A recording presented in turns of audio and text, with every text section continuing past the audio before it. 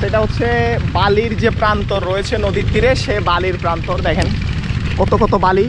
অবশ্য এখন বালি তোলা এখানে নিষেধ করে দেওয়া হয়েছে সরকারের পক্ষ থেকে। এখানে আর এখন বালু তোলা যায় না, মানে সরকার পক্ষ থেকে নিষেধ করা হয়েছে বিদায় নদীর তীর থেকে নদী থেকে বালু তোলা যায় না।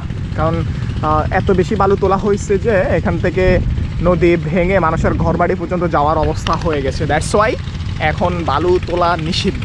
সে কারণে এখন বালু তুলতেছে না কেউ। যদি তোলে, এই যে দেখেন এইসব মেশিনগুলো বালু তোলার কাজে ব্যবহৃত হতো, এসব পাইপগুলো দিয়ে বালু আসতো। এসব মেশিনগুলো দিয়ে, এই যে মেশিন বলে মানে এগুলো ভাসে আর কি, এগুলোতে করে যায় বালু তুলতো মেশিন বসায়। এখন এগুলা পড়ে আছে দেখেন, পাইপগুলোও পড়ে আছে। যদি কেউ বালু তুলে এগুলো সব ধ্বংস করে দেওয়া হবে। অনেকগুলো অবশ্য ধ্বংস করছে, তারপরে যে এরা অনেকটা নিবৃত হয়েছে।